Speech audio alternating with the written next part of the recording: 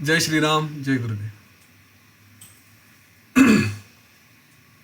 आजच्या या 6व्या सत्रामध्ये आपल्या सगळ्यांचं सहर्ष स्वागत. कालपर्यंत आपण योग वासिष्ठमध्ये ज्या ज्या घटना घडल्या अगदी सुरुवातीच्या त्या थोडक्यात बघितल्या. सगळ्यात पहिले आपण श्रीरामांबद्दल त्यांचं वैराग्य आणि श्रीरामांनी ते कसं व्यक्त केलं, त्यांनी काय काय सांगितलं ते आपण आतापर्यंत बघितलं. त्याच्यामध्ये प्रभू श्रीरामांनी सांगितलं की सगळेच जीव जन्म आणि मृत्यू या दोघांच्या मध्ये सतत काही ना काही करत राहतात आणि त्या करण्याच्या मागे एकच उद्देश असतो की आनंद मिळावा, सुख मिळावं. परंतु प्रत्येक कार्य हे अशा पद्धतीने पुढे जातं की तिथून पुन्हा पुढचा जन्म हा निश्चित होऊन जातो. कुठला असेल माहिती नाही, पण पुढचा जन्म निश्चित होतो. आणि ज्या गोष्टीसाठी हा सगळा प्रयत्न खटाटोप चालला असतो संपूर्ण आयुष्यभर, आनंद मिळावा, मुक्ती मिळावी, त्याच्यामध्ये कुठेही आनंद किंवा मुक्ती असं काही मिळत नाही. मिळालं तरी ते तात्पुरतं असतं. पुन्हा एका मागोमाग एक असं ते चक्र सुरू राहतं. आणि याच्यातून कसं सुटायचं हा त्यांचा सगळ्यात मोठा प्रश्न होता. कुठल्याही सामान्य बुद्धीच्या व्यक्तीला जेव्हा अशी परिस्थिती सांगितली जाते की बाबा रे, तुला आयुष्यभर फक्त धावधाव करायची आहे, सुख शोधायचं आहे, सुख सापडलं तर त्याच्यात राहता येईल, पण ते क्षणिक आहे, काही काळ टिकेल, पुन्हा नवीन सुखाच्या मागे लागायचं आहे आणि एक दिवस हे आयुष्य संपवायचं आहे आणि पुन्हा त्याच्यानंतर नवीन तोच खेळ पुन्हा सुरू करायचा. तो स्वाभाविकपणे असा प्रश्न येईल की हा सगळा खेळ करायचा कशाला, हो ना, कशाला खेळायच्या या गोष्टी. तर इथे हा प्रश्न श्रीरामांना पडला आणि त्यांनी सांगितलं की मला हा खेळ खेळण्यात काही मजा नाही आहे, कारण विनाकारण कशाला कष्ट करायचे, त्यापेक्षा मी सगळं सोडून बसतो आणि हे आयुष्य संपवतो, कारण उद्याही काही मिळेल याची आशा नाही. तर त्याच्या प्रश्नांवरती, प्रभू श्रीरामांच्या प्रश्नांवरती उत्तर देताना पहिल्यांदा विश्वामित्रांनी सांगितलं की हे जे काही तुमचं विचार आहेत हे सगळे वैराग्य हे अतिशय सात्विक वैराग्य आहे. मुळातच ज्या व्यक्तीला हे कळतं की या सगळ्या गोष्टींच्या मागे सुख नाही, त्याला सगळं काही कळलेलं आहे. प्रश्न फक्त एवढाच आहे की हे कळल्यानंतर करायचं काही की नाही करायचं. म्हणजे तुम्ही जे म्हणताय की मला आयुष्य सोडून द्यायचं आहे आणि आमच्यासारखे म्हणतील की आयुष्य सोडायचं नाही, आम्हाला आमचं उद्दिष्ट हेच राहील की तुम्ही काहीतरी कार्य करावं. तर कार्य का करावं आणि आयुष्य का त्यागू नये, ह्या प्रश्नांचंच फक्त काय उत्तर असेल तर ते आम्ही तुमच्यासमोर आता मांडू. तुमच्या मनात ज्या काही शंका आहेत त्या सगळ्या दूर करू. हे जग तुम्ही जे समजताय, ज्याला तुम्ही दुःख दुःख म्हणताय, हे सगळं दुःखाचं स्वरूप काय तेही सांगू आणि इथून मग आपण पुढे जाऊया. असं सांगून मग विश्वामित्र ऋषी एक शुकाची गोष्ट सांगतात. शुकाचार्य, शुक म्हणजे व्यासांचे पुत्र, त्यांची गोष्ट सांगितली जाते. ते कसे जनक राजाकडे जातात, त्यांची ही सेम अवस्था होती. त्यांनाही शुक महाराजांना सेम अवस्था की मला सगळं कळतं आहे, हे सगळं भ्रम आहे, असं आहे तसं आहे, परंतु ते पटत नाही, आतमध्ये येत नाही. आणि म्हणून ते आपल्या वडिलांना विचारतात. त्याच प्रश्नाची उत्तरं त्यांना तीच मिळतात जी त्यांना माहिती आहेत. त्यानंतर ते मग जनक राजाकडे जातात. जनक राजाही त्याच प्रश्नांची उत्तरं देतात आणि त्याच्यानंतर ते सांगतात की तुम्हाला सगळं माहिती आहे, फक्त याचा अनुभव घेण्यासाठी तुम्हाला थोडंसं कष्ट करावे लागतील आणि त्यामुळे आता तुम्हाला फक्त एकच की ही जी काही साधना आहे ती तुम्ही साधना करा, त्याचा अनुभव घ्या या रूपाचा आणि मग इथून तुम्ही पुढे निघा. ज्ञान आणि वैराग्य दोन्ही तुमच्याकडे आहे, तुम्ही आपल्या पित्यापेक्षाही या बाबतीत श्रेष्ठ आहात. आणि असं झाल्यानंतर मग शुकमुनी हे आपल्या मार्गाने जातात, साधना करतात आणि त्याच्यानंतर ते मुक्त होतात. आता इथे विश्वामित्र वसिष्ठ ऋषींकडे प्रार्थना करतात की जसं शुकाची अवस्था होती की जसं त्यांना हे सगळं काही कळलं होतं, त्यांना सगळं माहिती होतं आणि तीच परिस्थिती श्रीरामांची सुद्धा आहे. श्रीरामांना सुद्धा सगळं काही कळलेलं आहे, जगाचं स्वरूप सगळं कळलेलं आहे आणि त्याच्यामुळे त्यांना आपण हे सगळं ज्ञान द्यावं.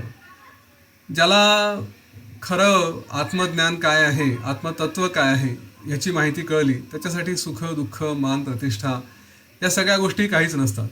त्याच्यामध्ये सहज वैराग्य असतं आणि त्यांनाच जीवनमुक्त असं म्हटलं जातं. परंतु हे कळून सुद्धा तिथे गाडी थांबत नाही. हे कुठल्या तरी सत्पुरुषांकडून ऐकायला हवं.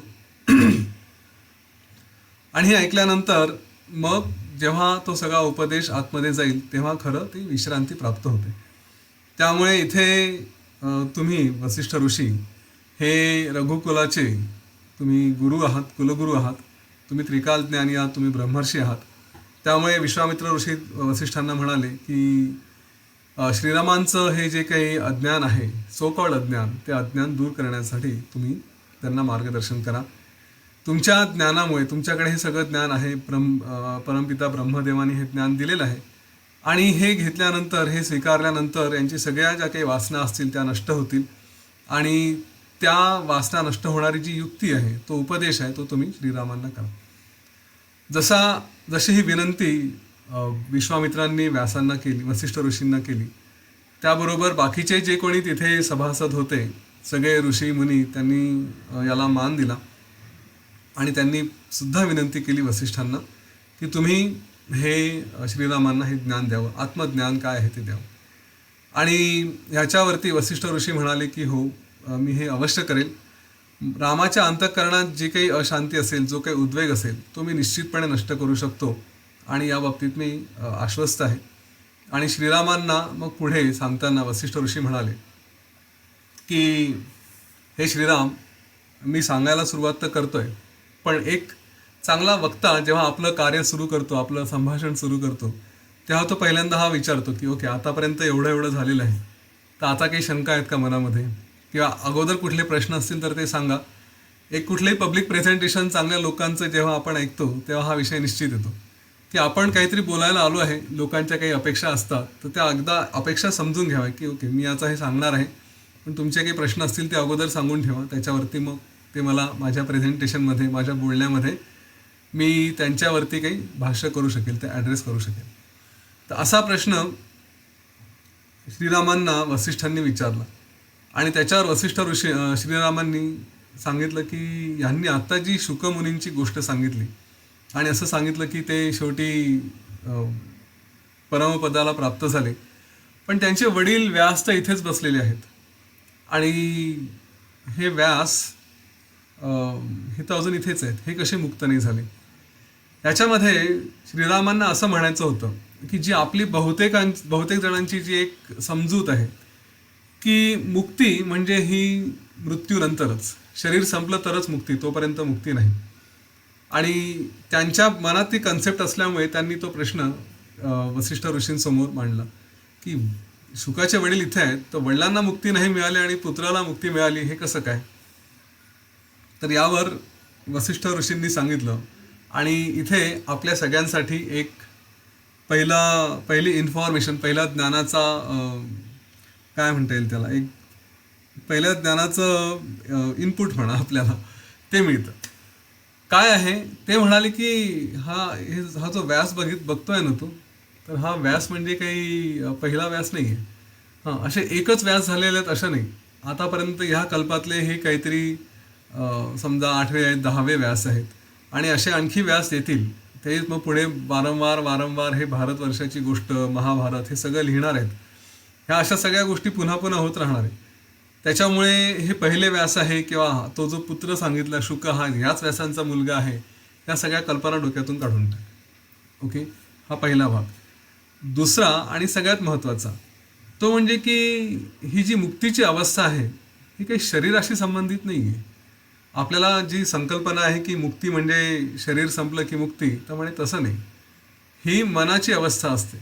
विदेहमुक्ती आणि सदेहमुक्ती असे 2 शब्द त्यांनी याच्यात वापरले की हे दोन्ही जरी देहानी युक्त असले, म्हणजे जे सदेह आहेत, जे देहानी युक्त आहेत, त्यांचं शरीर आहे, तरी पण अनुभवाच्या दृष्टीने ते मुक्तच आहेत.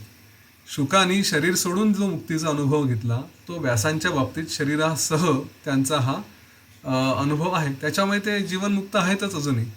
ते केवळ इथे जे काही दिसतात ते फक्त जसे मी आहे आणि हे पुढे जाऊन आपण कळेल की यांचं रूप खरं शरीर आहे की नाही आहे इथपासून सुरुवात असते.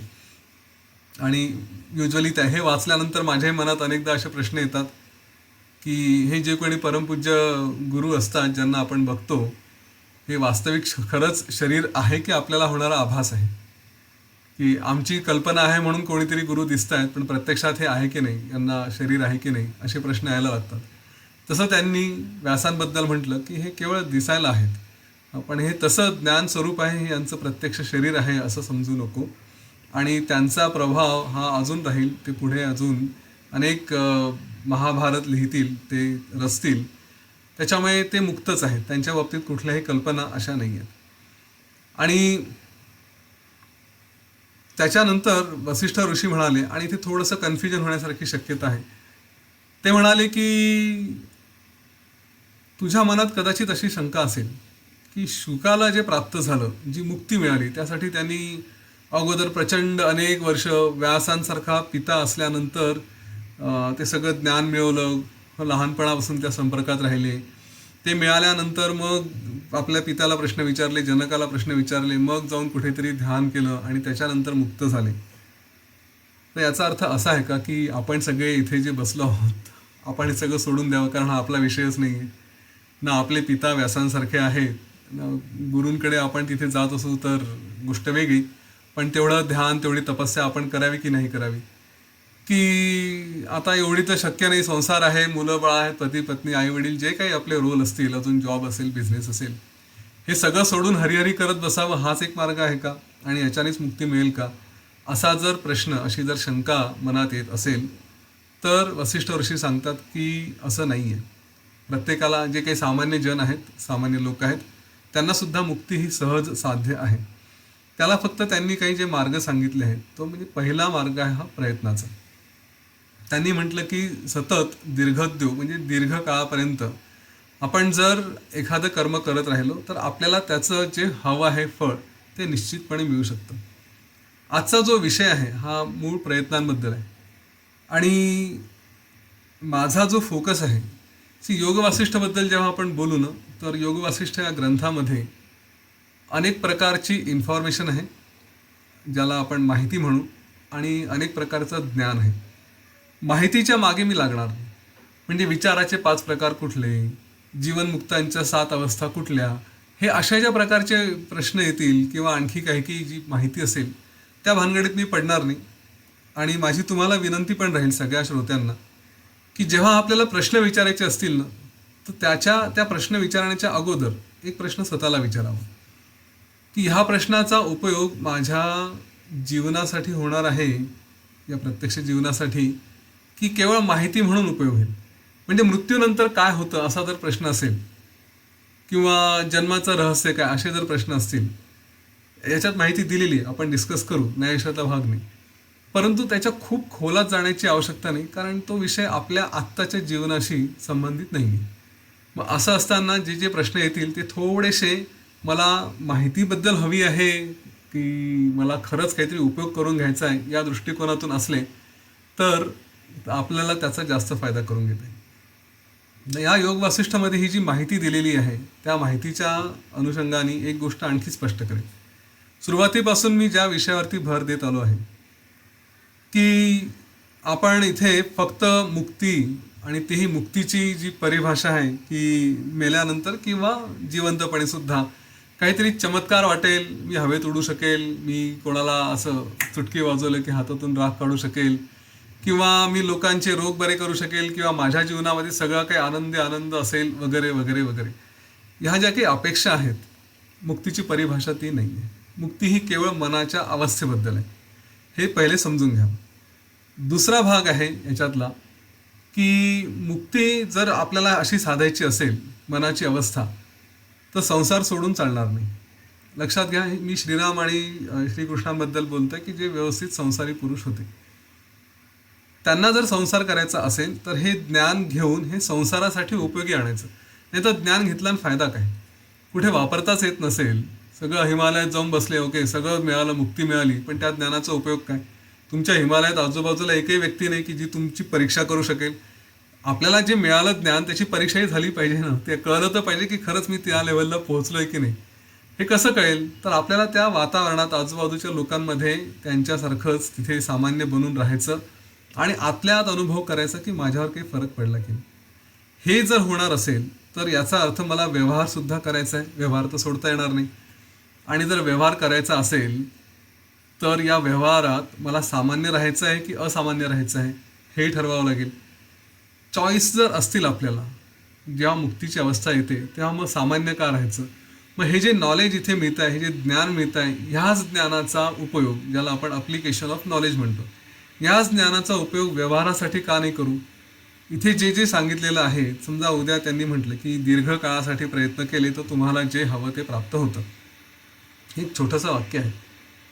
या वाक्याचा अर्थ असा आहे की मी जर दीर्घ काळापर्यंत प्रयत्न केला तर मी योग वासिष्ठ वाचू शकेल, समजू शकेल.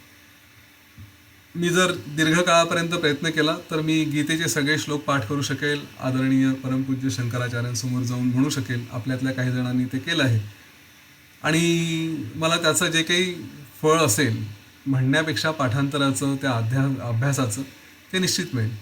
मी जर दीर्घकाळापर्यंत सतत प्रयत्न केला तर मी कदाचित UPSCची परीक्षा क्रॅक करू शकेल. मी कदाचित माझा बिझनेस खूप चांगल्या वरच्या लेवलला नेऊ शकेल. जे काही असेल हे सततच्या प्रयत्नांनी जे काही साध्य होण्यासारखं आहे ते इथे जे मुक्तीसाठी म्हटलं आहे तेच ज्ञान तिकडे आपल्याला आपल्या कार्यामध्ये वापरता येतं. त्यामुळे मी शक्यतोवर जेव्हा जेव्हा मला आठवेल, जेव्हा जेव्हा स्ट्राईक होईल त्या वेळेस मी हा प्रयत्न करेल की इथे जी मुक्तीची डेफिनेशन आहे, मुक्ती मिळवण्यासाठी तुम्हाला हे करा, ते करा, ते करा, ते करा, तेच माझी मुक्ती. म्हणजे आज मी जर स्टुडंट असेल, विद्यार्थी असेल, मला UPSCमध्ये क्रॅक करायचं असेल, IPS ऑफिसर बनायचं असेल, ICS व्हायचं असेल तर ती माझी मुक्ती. मला JEE द्यायची आहे, ती माझी मुक्ती. मला डॉक्टर व्हायचं आहे, ती माझी मुक्ती. मला माझा बिझनेस खूप वाढवायचा आहे, तो मुक्तीचा गोल. माझा आजचा रेव्हेन्यू समजा एक 50 लाख असेल, मला तो 50 करोड करायचा आहे, तो अचीव करणं म्हणजे माझी मुक्ती. हे जे काही मार्ग इथे सांगितलेले आहेत हेच मार्ग आपल्या जीवनामध्ये वापरायचे आणि ते असे वापरता येतात.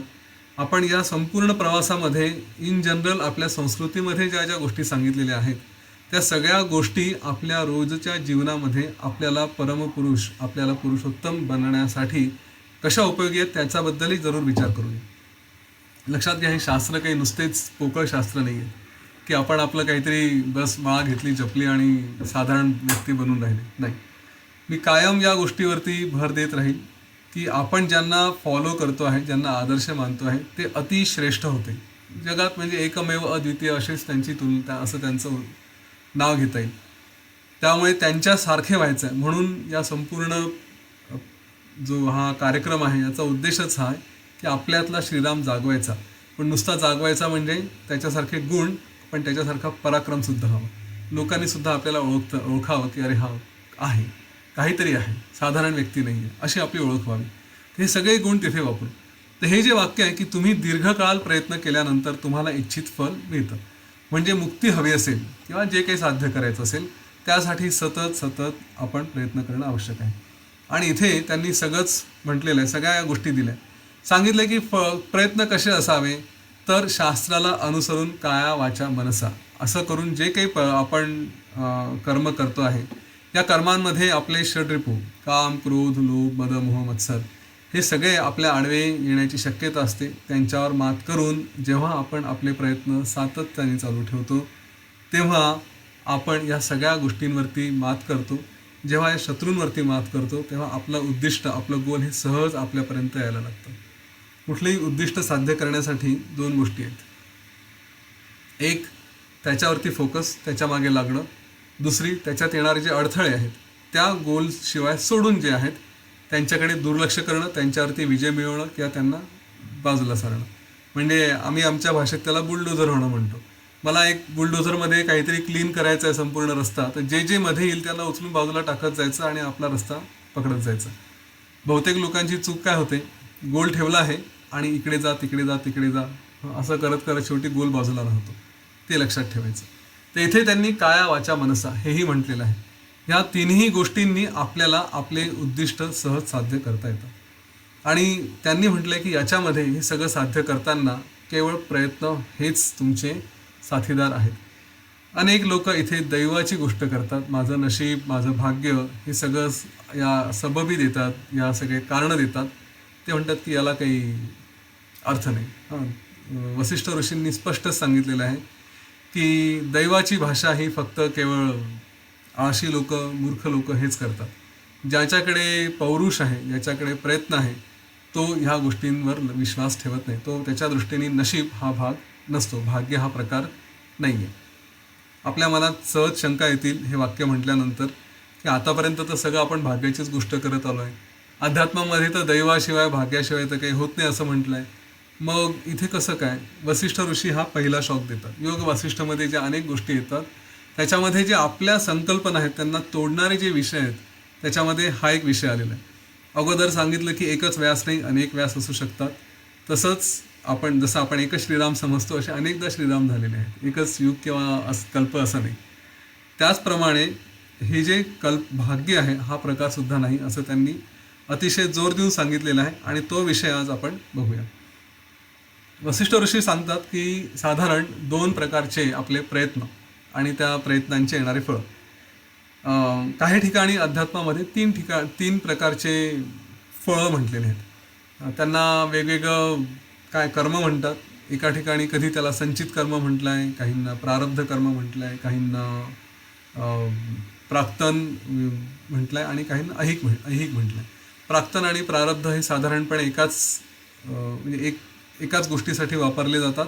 या जन्मात जे भोगायचं आहे त्याला प्रारब्ध म्हणतात. संचित म्हणजे आतापर्यंत इतक्या सगळ्या जन्मांचं जे साचवलेलं आहे ते संचित.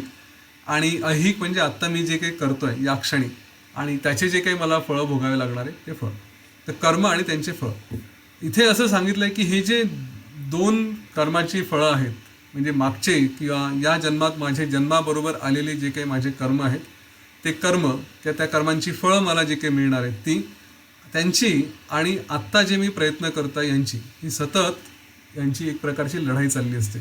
काल हा प्रश्न आपल्याकडे आला होता की जुने इम्प्रेशन्स वगैरे त्याच्याबद्दलही आपण पुढे जाऊन बोलू. पण आता सध्या फक्त प्रयत्नांबद्दल वसिष्ठ ऋषी सांगतायत आणि हे म्हणजे अतिशय तळमळीने ते आश्वासन देत आहेत की या 2 प्रयत्नांमध्ये तुमचे आजचे प्रयत्न हे श्रेष्ठ ठरू शकतात. कितीही कमजोर व्यक्ती असू द्या, त्याला ज्ञान मिळालं, त्यांनी प्रयत्न करायला सुरुवात केली तर त्याच्यावरची सगळे संकट नाहीशी होऊन त्याला एक पृथ्वीसुद्धा कमी पडेल पराक्रमासाठी. इतका तो प्रचंड काम करू शकतो. हा विश्वास आपल्यालाही दिलेला आहे. आपल्यामध्ये एवढी शक्ती आहे. आपण जर मनापासून प्रयत्न केले एखादी गोष्ट अचीव करण्यासाठी तर आपल्याला सुद्धा कितीही पराक्रम केला तरी तो छोटासाच वाटेल. या पराक्रमाच्या बाबतीत जेव्हा सुरुवात करतो ना की मला हे अचीव करायचं आहे किंवा एखादा गोल ठेवला जातो तेव्हा असं वाटतं की अरे किती कठीण आहे. पण ते झाल्यानंतर असं वाटतं किती सोपं आहे. हे अनेकांनी अनुभव घेतलेला आहे. तुम्ही कुठल्याही ICS ऑफिसरला वगैरे विचारा की का रे कसं आहे, तो म्हणेल सोपं आहे. पण करण्यापूर्वी UPSCची तयारी करत असेल, IITची तयारी करत असेल तर अरे बापरे किती कठीण आहे, किती मेहनत आहे. पण झाल्यानंतर असं वाटतं नाही इथं होऊन गेलं, सोपं आहे, आपल्या आवाक्यात होतं. तर आपली ही प्रचंड शक्ती समजायची आणि त्याच्यावरती हे जे वसिष्ठ ऋषी सांगतायत हे समजून घ्यायचं की जेव्हा जेव्हा काही अडचणी येतील, जेव्हा जेव्हा असं वाटेल की आपण कमजोर पडतो आहे तेव्हा हे लक्षात ठेवायचं की आपले पूर्वीचे कर्म आणि आत्ताचे कर्म यांच्यातली ही लढाई चाललेली आहे. ह्या लढाईमध्ये मला आत्ताचे कर्म जेवढे बलवान करता येतील त्याप्रमाणे मी आपलं पुढचं कार्य मला साधता येईल. जसे 2 काय म्हणतात त्याला बकरे असतात, त्यांना एडके म्हणा किंवा बकरे, हे जसे युद्ध करत असतात त्यांची शिंगांची टक्कर असते. जो बलवान असेल तो जिंकतो. तसंच हे आपलं प्राक्तन कर्म आहे आणि हे आपलं आत्ताचं या क्षणी करत असलेलं. या दोघांमध्ये जे बलवान असेल ते दुसऱ्यावरती जिंकेल. कधी असं लक्षात येतं की आपलं कर्म हे जास्त स्ट्रॉंग आहे तर आपण जुन्या गोष्टींवरती विजय मिळवतो आणि कधी असं वाटतं की नाही मला जमत नाही किंवा माझं आत्ताचे कर्म कमी पडत आहे तर मग मागचं जे आपले कर्म आहेत ते जिंकतात. मी इथे एक महत्त्वाचा विषय सांगेल की प्रयत्नांशिवाय काहीही होत नाही. आणि वसिष्ठ ऋषींनी फार डीपमध्ये जाऊन सगळ्या गोष्टी सांगितल्या आहेत त्या बघूच आपण. पण एक हे स्पष्ट आहे की प्रयत्नांशिवाय काही होत नाही. ते प्रयत्न फक्त शास्त्रांनी दाखवलेली दिशा, शास्त्राच्या मार्गानेच जायचं, ते निराश व्हायचं नाही, सतत प्रयत्न करत राहायचं एवढंच आपल्या हाती आहे. कारण सोडून देऊन तरी काय करणार. अशी एखादी मोमेंट येते, असा एखादा प्रसंग येतो आयुष्यामध्ये की आता जमत नाही, आता थकलो, आता सोडून द्यावं. सोडून देणं म्हणजे काय, या विषयावर विचार करा. तुम्ही समजा कोणी विद्यार्थी असाल आणि तुम्हाला असं वाटलं की तुम्हाला अभ्यास जड जातोय, तर सोडून द्यावं. सोडून देऊन काय होणार आहे? काही होऊ शकेल तर ते केवळ प्रयत्नानेच होऊ शकेल, सोडून दिलं तर होऊ शकत नाही. आज आपण जे कोणी प्रचंड पराक्रमी लोक बघतो, इव्हन आज म्हणजे या रिसेंट काळामध्ये, इतिहासामध्ये, आपले माननीय पंतप्रधान बघा, त्यांच्याच प्रयत्नांनी आज ते कुठच्या कुठे आहेत. त्यांच्यापूर्वी कधी डॉक्टर बाबासाहेब आंबेडकर असतील, स्वातंत्र्यवीर सावरकर असतील, ह्या लोकांनी त्यांच्या आयुष्यात आलेले प्रसंग, ते चांगले असो वाईट असो, ह्या सगळ्या प्रसंगांच्या पलीकडे जाऊन केवळ प्रयत्नांच्या आधारे आयुष्यात काय काय अचीव नाही केलं. त्यांच्या अगोदर आपण छत्रपती शिवाजी महाराजांपर्यंत जाऊ, की जिथे सगळीकडे मोगलाई होती, जिथे सगळीकडे फक्त आक्रमण आणि एक नैराश्य होतं, अशा स्थितीमध्ये जर उभे राहायचं ठरवलं आणि तेव्हा त्यांनी जर पड खाल्ली असती की नाही, माझ्या नशिबात केवळ गुलाम होऊनच जन्माला येणं आलं आहे आणि मी असाच राहील, किंवा एखाद्या मोठ्या बादशहाचा सेनापती होईल, असा जर विचार केला असता तर आज आपण कदाचित हे सगळं करू शकलो नसतो. बरोबर आहे.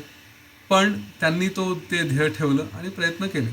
कारण एक गोष्ट पक्की आहे, प्रयत्न केले तर काही मिळेल, प्रयत्न नाही केले तर काही मिळू शकत नाही. तेव्हा काही गॅरंटीच नाही. निदान एक मिळण्याची शक्यता जी असते ती प्रयत्नांमुळे असते, अदरवाईज प्रयत्न नाही केले तर काही शक्यता नाही. याच्यावरती वसिष्ठ ऋषी पुढे सांगतात की म्हणून हे सगळे सतत प्रयत्न करत राहावं, निराश होऊ नये. आणि त्यांनी सांगितलं की ही नेमके कसे प्रयत्न करायचे, तर हे प्रयत्न करण्यासाठी आपल्याला शास्त्राची मदत आवश्यक आहे. आता पुन्हा इथे शास्त्र आणि गुरु, मी गुरूंचाही याच्यात नेहमी उल्लेख करतो की आपल्याला गुरूंनी जे सांगितलं आहे त्या मार्गाने गेलो, त्या मार्गाने जर प्रयत्न केले तर आपल्याला यश हे पटकन मिळतं. शास्त्र हे दिलेलंच आहे, शास्त्रांप्रमाणे प्रयत्न करणं आवश्यक आहे. इथे असा विषय येतो की कुठलं शास्त्र. आपल्या संस्कृतीमध्ये अनेक प्रकारचे अनेक शास्त्र आहेत. भगवद्गीता वाचू, योग वासिष्ठ वाचू, अष्टावक्र गीता वाचू, की आणखी काय वाचू, महाभारत वाचायचं, रामायण वाचायचं, की भागवत वाचायचं, की कुठले प्रयत्न करायचे, कुठलं ज्ञान घ्यायचं. आणि ह्यासाठी मी युजली असं म्हणतो की जर शक्य असेल तर सरळ सरळ हे सगळं काम गुरूंवरती सोपवून द्यावं. प्रयत्न करण्याच्या बाबतीत 90% केसेसमध्ये, लक्षात घ्या, 90% केसेसमध्ये जर एक प्रश्न विचारला की माझे गुरु इथे असते तर त्यांनी काय सांगितलं असतं, तर त्यांनी जे सांगितलं असतं त्याप्रमाणे कार्य करणं म्हणजे प्रयत्न. तुम्ही UPSCचे स्टुडंट आहात, पुन्हा पुन्हा मी तेच ते उदाहरणं घेतो. अभ्यास करता करता असं वाटायला लागलं की नाही आता जमत नाही, खूप आहे, प्रचंड आहे, बियॉन्ड स्कोप आहे, तर तुमचे गुरु असते तर काय केलं असतं? त्यांनी म्हटलं असतं की नाही, प्रयत्न करणं तुझं काम आहे, रिझल्ट येतील ते येतील. पुन्हा आपण भिडलोच असतो. कधी कधी काय होतं, एक गंमत, की जेव्हा हे प्रश्न येतात ना आपल्यासमोर, समस्या येतात, त्यावेळेस आपण गुरूंना आठवतच नाही मग. आणि आपण मग कोणाला तरी आजूबाजूला यांना विचारतो की जे तेवढे विद्वान नाहीत. सहसा युवकांच्या बाबतीत, युवतींच्या बाबतीत असं होतं, काही प्रश्न आले तर ते आपल्या मित्राला, मैत्रिणीला विचारते काय करू. आणि हे स्वतःच्या अज्ञानी असतात, ते काहीतरी मार्गदर्शन करतात आणि मग त्याच्यामध्ये माणूस अडकतो.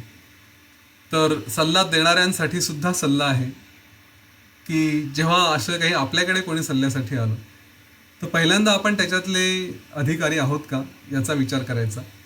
आणि त्या क्षेत्रातला जो कोणी डॉक्टर असेल, मागे मी बोललो होतो, त्या डॉक्टरकडे, त्या तज्ज्ञाकडे आपण जर पाठवलं, समजा करिअरच्या बाबतीत काही प्रश्न असतील तर करिअर काउन्सिलरकडे जाता येतील, किंवा कुठला जॉबबद्दल काही असेल तर त्या जॉबच्या क्षेत्रातले, समजा IT असेल तर त्याच्यातले एक्सपर्ट कोण आहे त्यांच्याकडे जायचं, UPSC असेल तर ज्यांनी कोणी ही परीक्षा दिलेली आहे याचे जे कोच आहेत त्यांच्याकडे जायचं.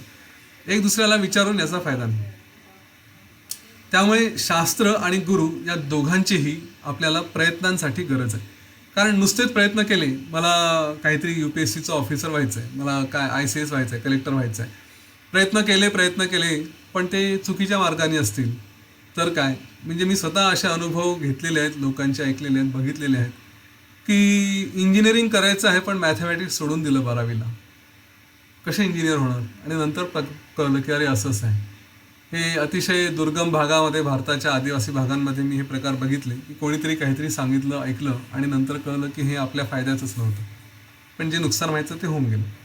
तर हा एक जो कॉमन सेन्स आहे, हा जो विवेक आहे, हा असावा. शास्त्र आणि गुरु यांच्या मार्गाने जाता आलं पाहिजे. आता हे कुठेही शास्त्र असू द्या, तुम्ही ऑनलाईन बघा, तुम्ही आणखी कुठे बघा, आणि गुरु हा त्या त्या क्षेत्रातला गुरु.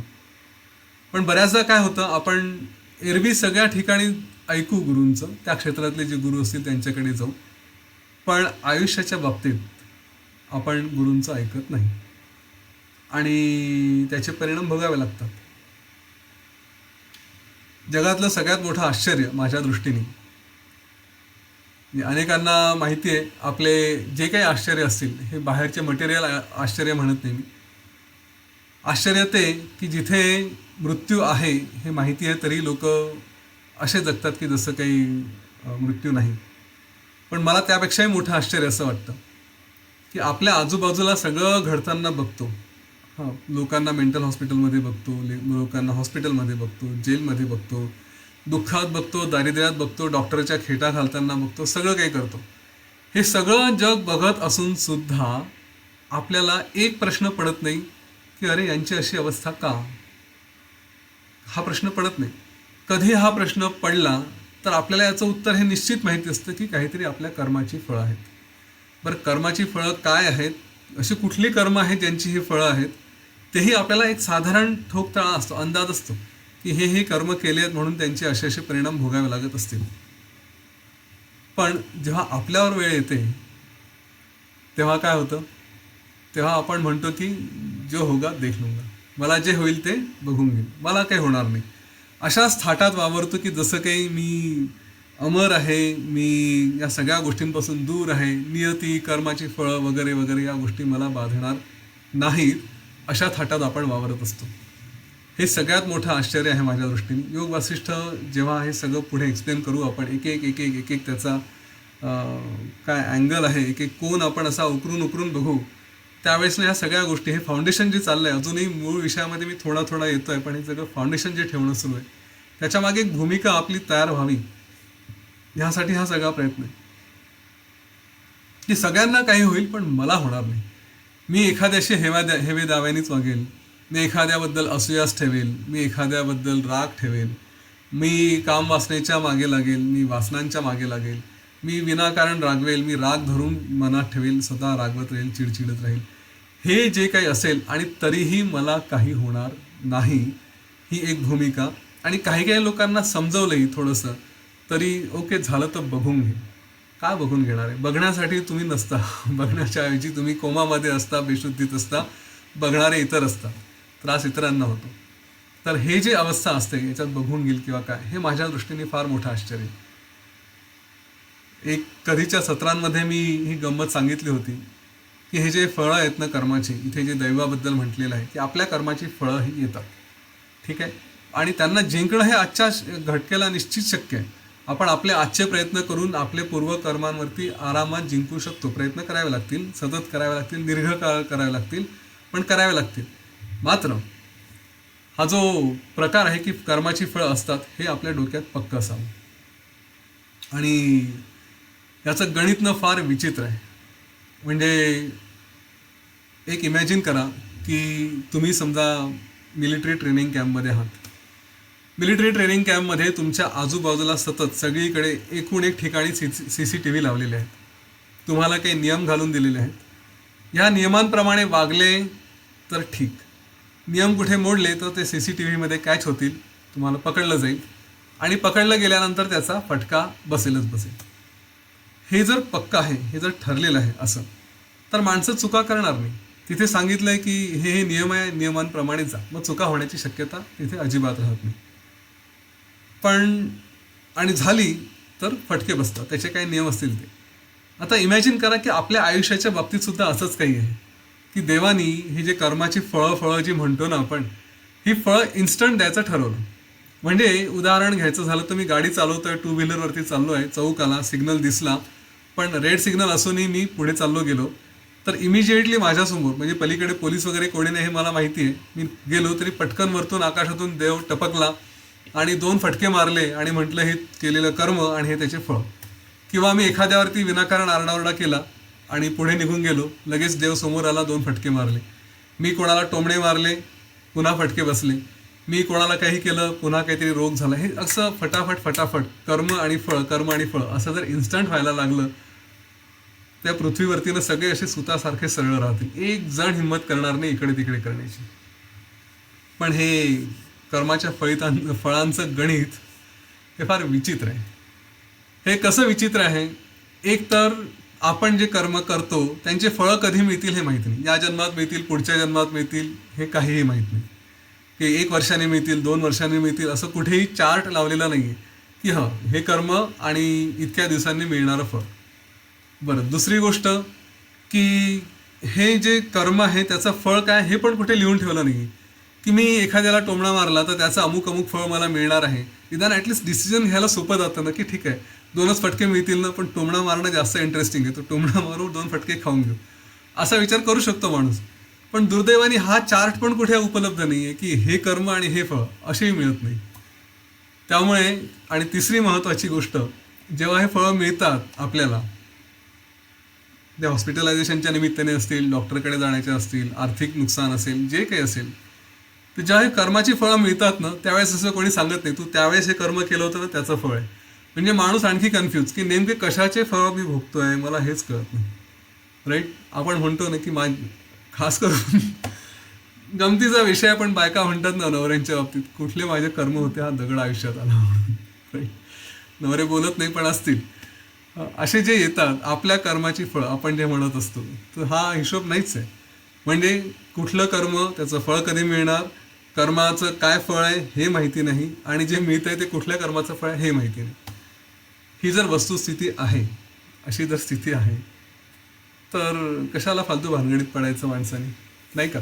सरळ सरळ जे गुरु आणि शास्त्र आहे त्याप्रमाणे जावं. इथे काय होतं, आपण गुरूंचं ऐकत नाही. आणि ही पण एक फार इंटरेस्टिंग गोष्ट आहे की आपल्याला, जसं मी एक साधा सिंपल प्रश्न विचारतो की कपडे शिवायचे आहेत, आपण कोणाकडे जातो? डॉक्टरकडे जात नाही, त्या चांभाराकडे जात नाही, आपण सरळ सरळ त्या टेलरकडे जातो, शिंप्याकडे, आणि कपडे शिवून घेतो. आपली चप्पल तुटली आहे तर ती डॉक्टरकडे घेऊन जात नाही किंवा डेंटिस्टकडे घेऊन जात नाही, ती आपण सरळ चांभाराकडे घेऊन जातो. तसं आजारी पडलो तर आपण डॉक्टरकडेच जातो, आपण काही चांभाराकडे किंवा शिंप्याकडे जात नाही.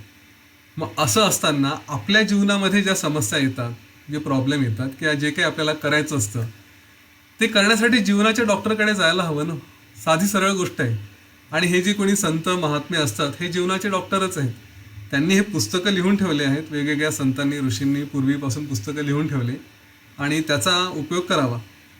याच्या पुढे एक पाऊल जाईल आणि मी म्हणेल की एवढे पुस्तकं वाचेपर्यंत, एवढा अभ्यास करेपर्यंत तर जीवन सगळं संपून जाईल.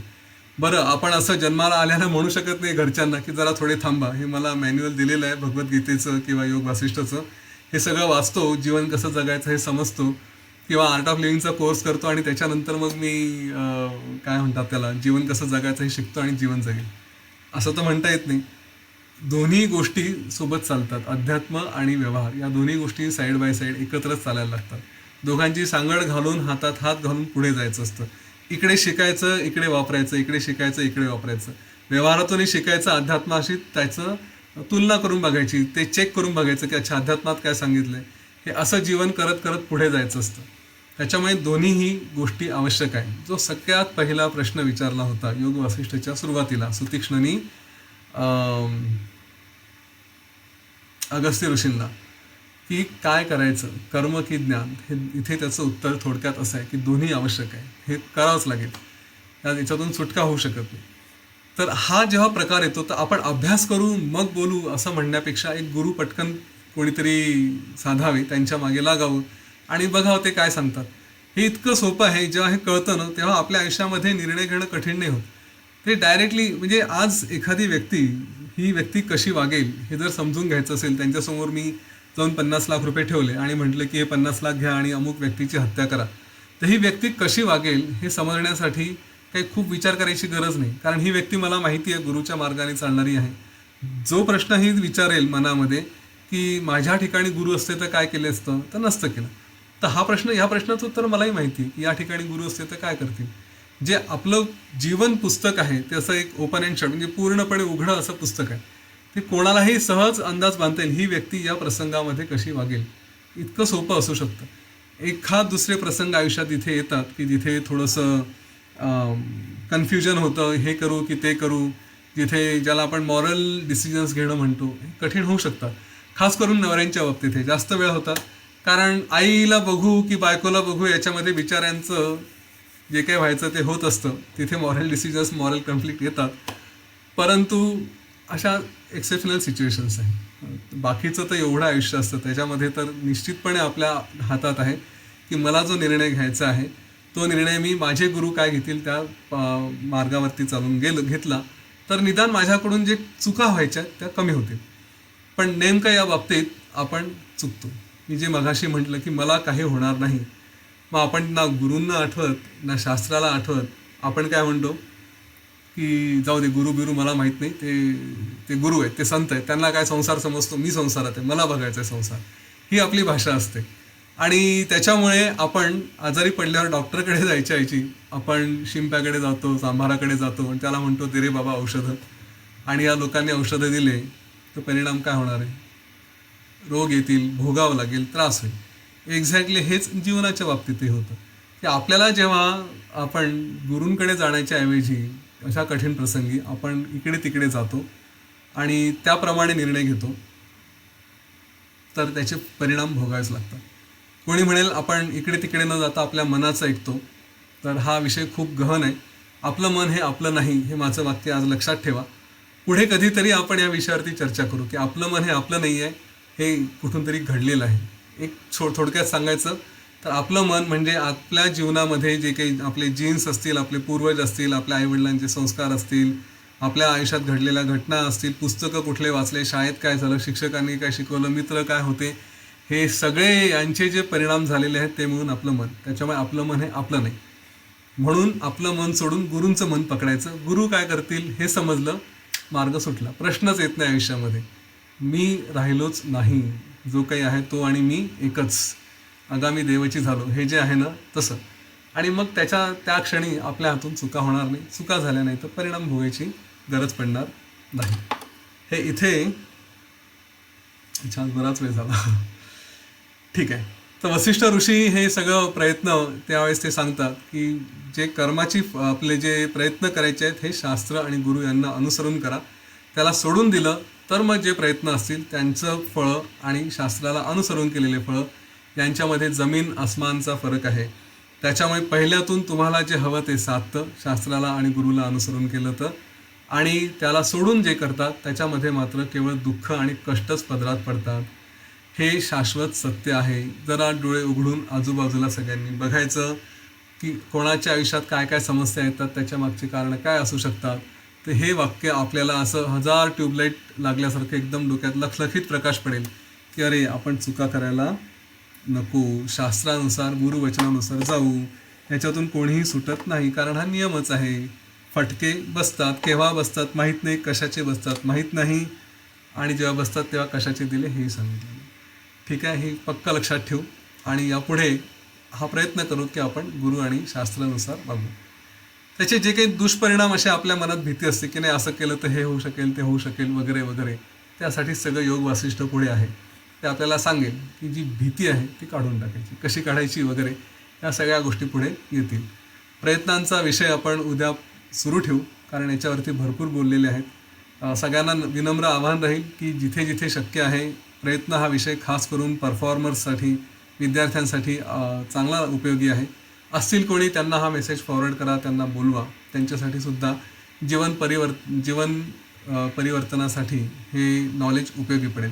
लक्षात घ्या, आपण फक्त जीवनमुक्ती असा विषय नाही आहे. आपल्या इथे ह्याच नॉलेजमधून आपल्याला सुपरस्टार व्हायचं आहे, त्यासाठी हा सगळा प्रयत्न चालला आहे. आता इथे थोड्या वेळ थांबूया. नेहमीप्रमाणे एक 2 मिनटं 3 मिनटं आपण स्वतःला शांत स्वस्थ करू आणि मग प्रश्नोत्तरे घेऊया. तोपर्यंत थांबूया. धन्यवाद. शांत बसू, डोळे मिटूया.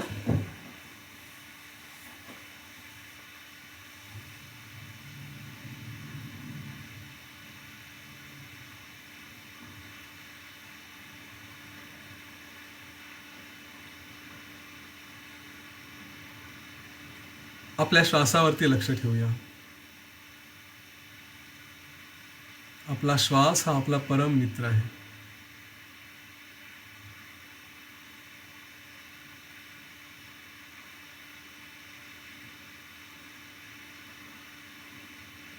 मनात जे काही चाललं असेल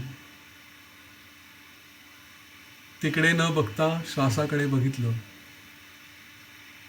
तर सगळं शरीर सगळं मन आपोआप शांत व्हायला मदत होते.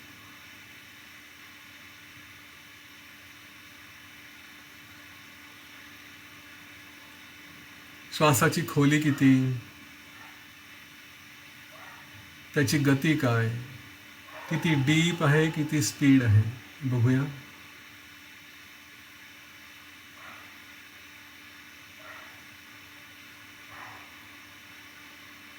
याचा अभ्यास नियमित करत राहू. जिथे कुठे जेव्हा कुठे आपल्याला संधी मिळेल फक्त श्वासाकडे लक्ष देण्याचं कार्य करू.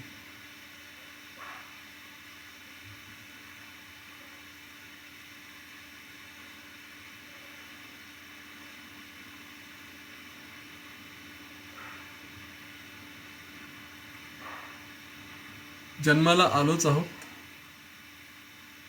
ह्या सिस्टीममध्ये राहायचं आहे, तर ह्या सिस्टीमचे नियम सुद्धा पाळावे लागतील.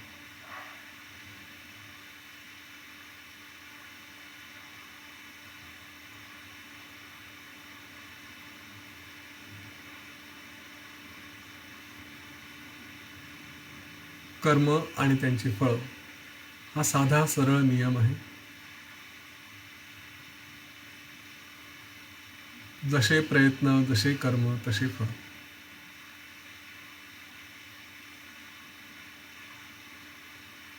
मुळात कुठले फळं आणि काय यांचा हिशोब न करता सरळ सरळ गुरूंनी सांगितलेल्या मार्गावर चालणं हा सोपा उपाय. जसं आजारी पडल्यावर डॉक्टरकडे गेलो आणि डॉक्टरने औषधं दिले, तर आपण औषधांचा अभ्यास न करता विश्वास ठेवून औषधं घेतो. तसं गुरूंनी दिलेल्या मार्गावर विश्वास ठेवून चालावं. हाच या जीवनातून पलीकडे जाण्याचा सोपा मार्ग आहे.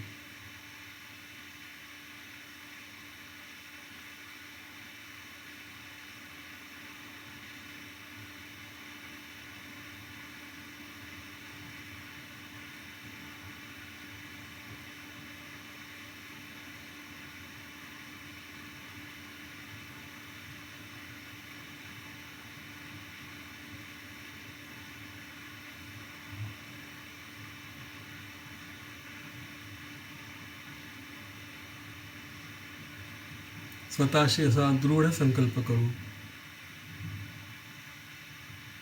की गुरुवाक्य प्रमाण, गुरुवाक्य हेच प्रमाण आहे, त्याच्यावरती अतूट श्रद्धा अतूट विश्वास ठेवायचा.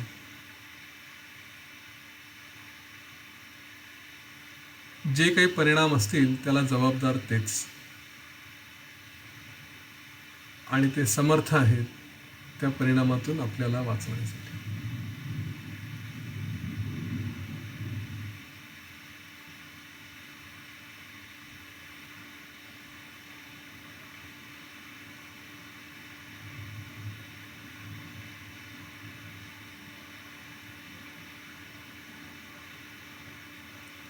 हळूवार एक खोल दीर्घ श्वास घेऊया आणि सोडून देऊ. आपल्या शरीराप्रती वातावरणाप्रती जागरूक हो. हळूहळू आपले डोळे उघडूया.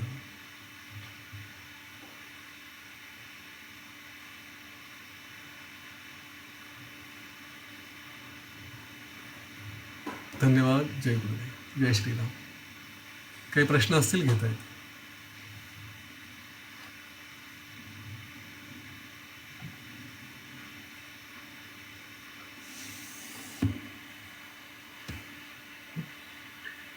कोणाचे काही प्रश्न आहेत का? हँड रेज करा. दोघांनी हँड रेज केलेले आहेत. डॉक्टर अरुणा टिळक, अनम्यूट करा. हां, अनम्यूट करा.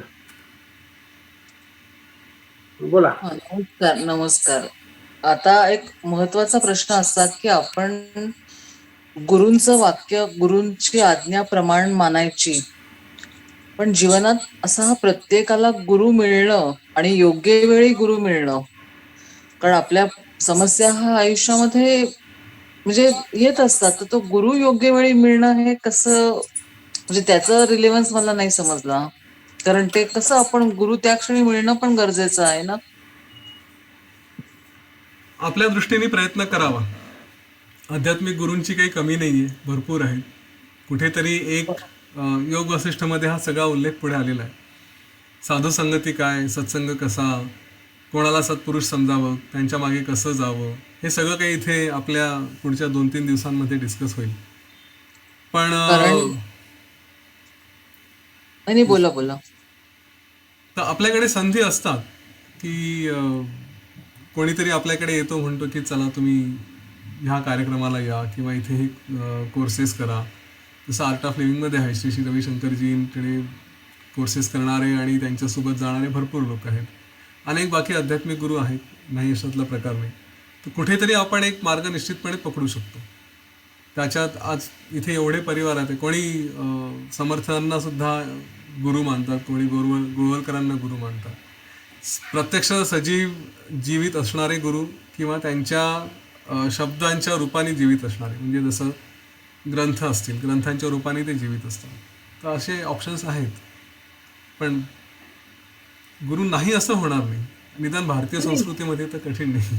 म्हणजे माझा प्रश्न गुरु नाही असं नाही. म्हणजे काही काही वेळेला गुरूंच्या बाबतीत म्हणजे आपण जे बघतो की फसवाफसवी किंवा ह्या, त्यामुळे गुरु वरती विश्वास ठेवणं किंवा हेच, कारण कधी कधी काही घरामध्ये कसं होतं की एखाद्या घरामध्ये पती पत्नीमध्ये एखाद्या घराना, म्हणजे पत्नी समजा एखादा गुरु करायला गेली तर घरामध्ये सगळ्या माणसांना समजा आवडत नसेल, किंवा असे पण प्रश्न येऊ शकतात की एखादा पुरुष जात असेल तर बाई म्हणते नाही जायचं, किंवा अशा वेळेला मग काय करायचं, असा माझा थोडासा प्रश्न होता. म्हणजे गुरूंची कमी नाही, किंवा आपल्याकडे रामदास स्वामींसारखे गुरु आहेत, आपले ग्रंथ हे गुरु आहेत, पण त्या योग्य वेळेला तो योग्य गुरु मिळणं, म्हणजे आपल्या पुढे काही गोष्टी आल्या, पटकन आपल्या पुढे एखादी समस्या निर्माण झाली, पण त्या क्षणी गुरु नसतील तर मग कोणाला गुरु मानायचं?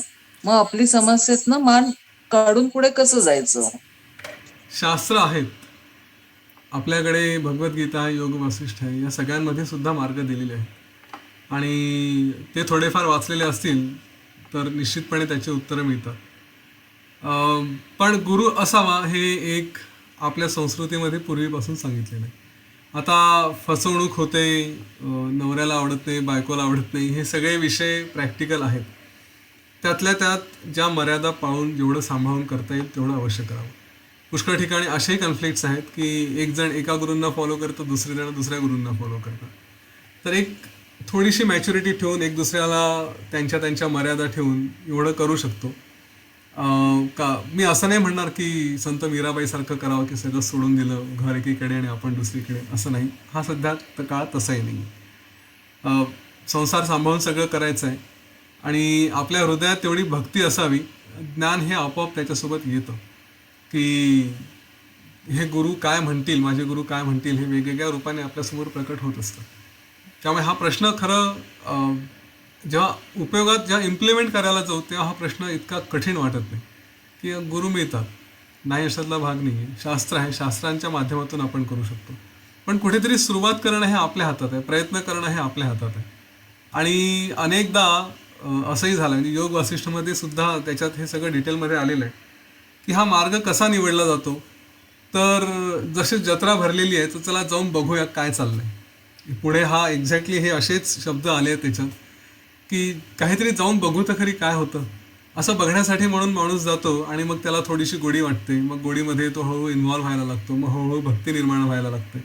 काल मी हा विषय घेतला होता की थोडं श्रद्धा आणि थोडा संपर्क अशा माध्यमातून हळूहळू हळूहळू तो विश्वास डेव्हलप व्हायला लागतो.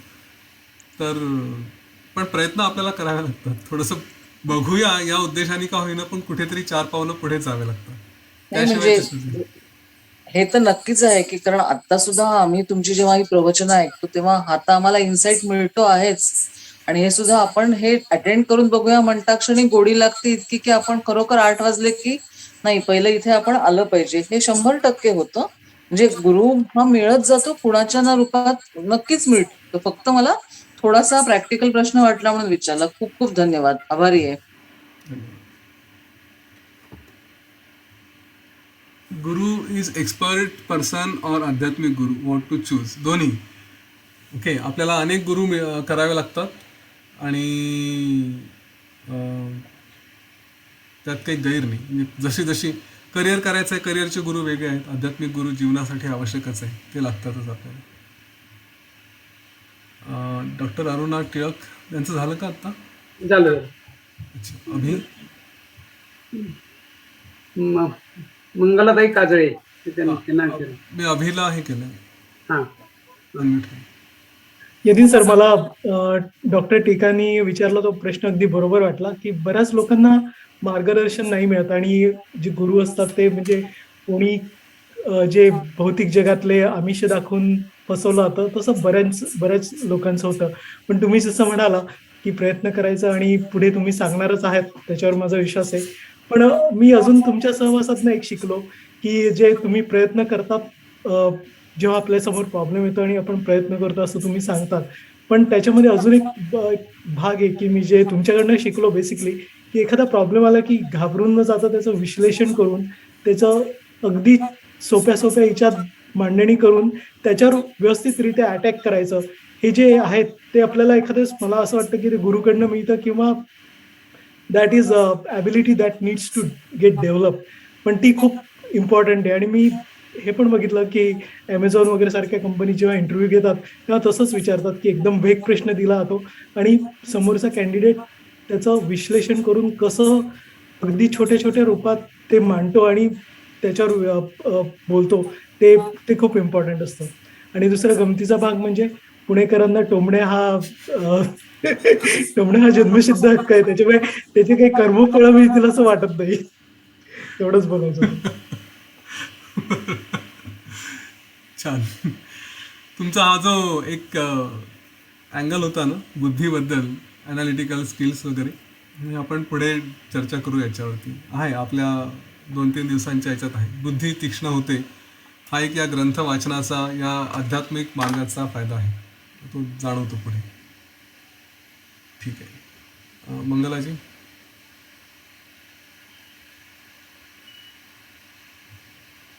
जय गुरुदेव. जय गुरु. मी मगाशी त्या बोलत होता गुरु बद्दल, तर पूर्वी म्हणजे मी माझ्या आईच्या आजीच्या हातून ऐकलेलं आहे की स्त्रियांनी स्वतंत्र गुरु करायचा नसतो, असं त्यावेळेला तरी नियम होता. आधी पत्नीने गुरु करायचा, कारण जास्तीत जास्त गुरु हे जेंट्स असतात आणि मग त्यांनी तो मंत्र स्त्रीला द्यायचा, म्हणजे दोघांचा गुरु एकच, म्हणजे तिथे वादविवाद भांडणं कमी.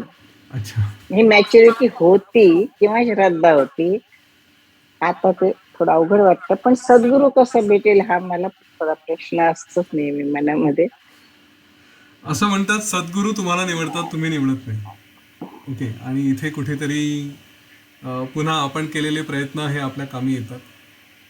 मी माझा स्वतःचा प्रवास जो बघितला तर इन जनरल खरा खूप डीप जाण्यासारखा विषय, पण एक पुन्हा थोडक्यात सांगायचा प्रयत्न करतो की आपली जीवनात ना हळूहळू एक एक पायरी अशी उन्नती होत जाते.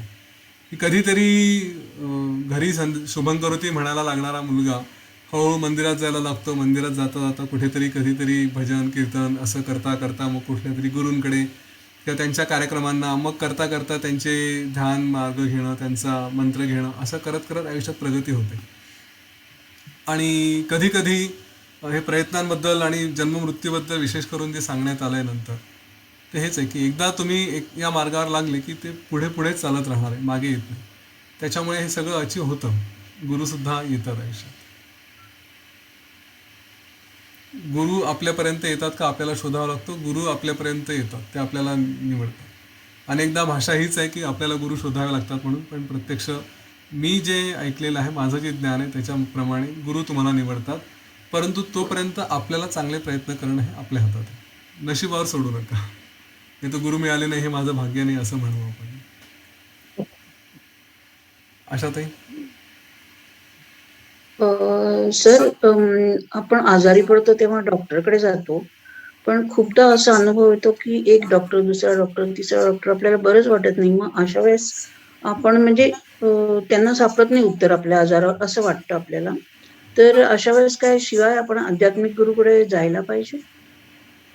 हो, म्हणजे लोक दोन्ही करतात.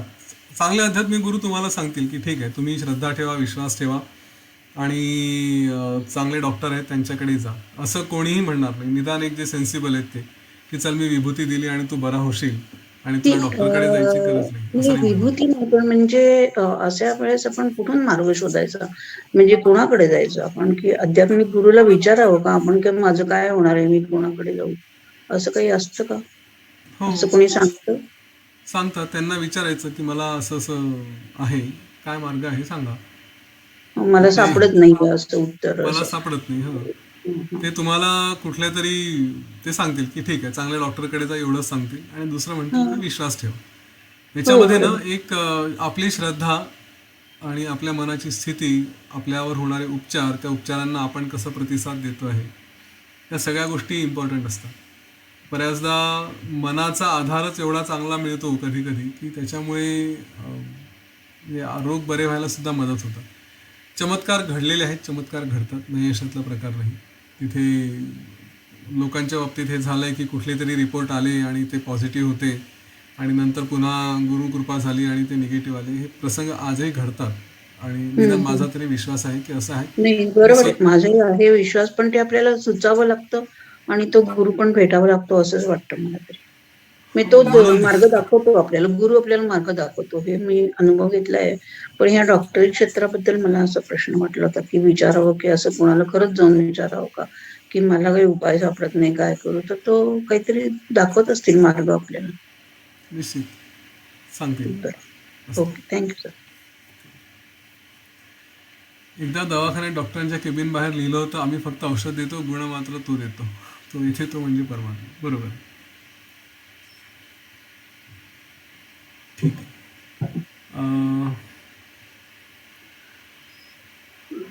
कविता मालपुरीने विचारायचं.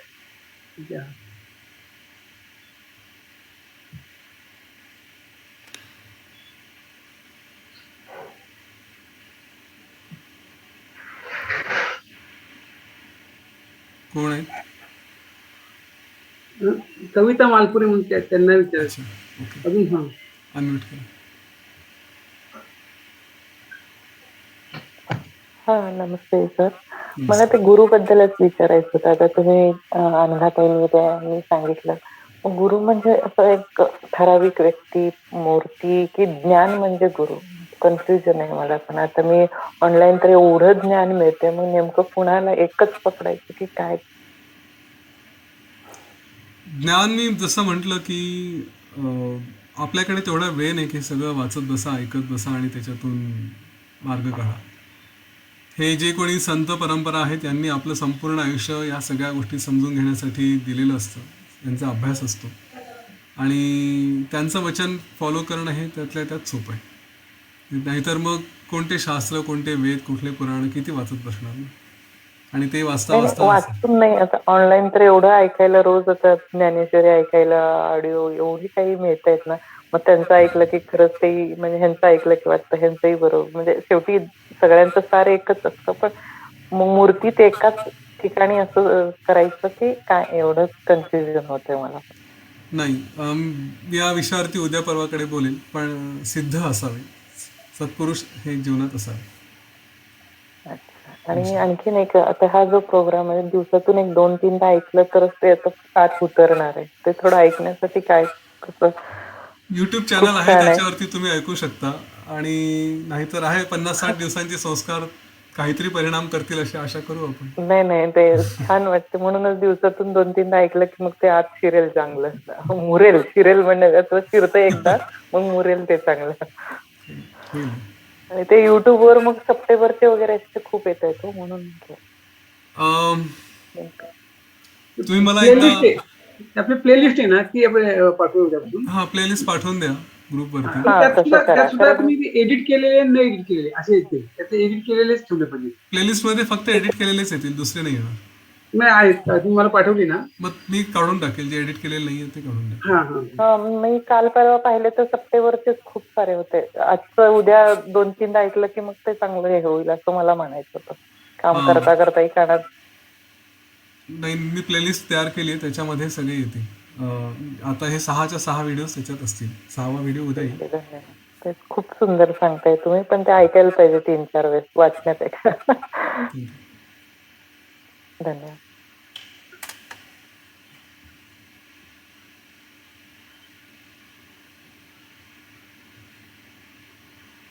हा, मकरंजी अनम्यूट करा. नमस्कार. नमस्कार. जय गुरुदेव. जय गुरुदेव. कर्माबद्दल तुम्ही फार छान सांगितलं. ऍक्च्युली गहना कर्मणो गती, कर्माची गती आणि त्यांचे फळ त्याच्यावर कोणीच म्हणजे उत्तर देऊ शकत नाही किंवा आपण त्याच्यात कधी कसं फळ मिळेल हे सांगू शकत नाही. तर माझा एक गमतीशीर प्रश्न असा आहे की तुम्ही ती सांगितलं की बायको आपल्या नवऱ्याला किंवा कोणाला विचारते की बाबा तू माझ्या नशिबी असं का फळ आलं किंवा काय झालं. तर कधी कधी ते असं पण बोलून जातं की बाबा इथं भेटला आता इथं भेटलात ते भेटलात वर नका भेटू. तर माझा प्रश्न असा आहे की वर खरंच भेटता येतं का आणि भेटलं तरी ओळखायचं कसं आपण त्यांना. मी आजच म्हटलं होतं की असे प्रश्न विचारू आपण, चर्चा करू की जे खरंच या जीवनाशी संबंधित आहे. तुम्ही कशाला या जीवनानंतर काय भेटणार आहे याचं टेन्शन इतकं कशाला घेतात. नाही का. तो विषय सोडून देऊ आपण. ओके. कोणी माहित नाही, बघितलं आहे माहिती नाही काय आहे काय. मृत्यू हे रहस्य आहे. त्याच्यामुळे काही लोक सांगतात भेटतात, कोणी म्हणतात गुरु भेटतात, कोणी म्हणतात आपले सगळे पूर्वज भेटतात वगैरे वगैरे सगळं काही असेल. कोणी व्हेरीफाय केलं आणि काय करायचं ते समजा नाही. टेन्शन घेऊ नका. भेटणार असतील तर भेटतील, तुमच्या हातात नाही आहे. नाही भेटणार असतील तरी काही हातात नाही आहे. त्याच्यामुळे आता जे आहे इथे जे आहे ते सध्या सांभाळून घेऊ फक्त. ठीक आहे, चला थांबायचं विद्याधरजी. येस चालेल. आणखी काही प्रश्न आहेत का कोणाचे? हां, नाही ठीक आहे, सगळ्यांचे चालेल. चला, सगळ्यांना धन्यवाद. उद्या पुन्हा भेटू रात्री 8 वाजता. जय गुरुदेव, जय श्रीराम.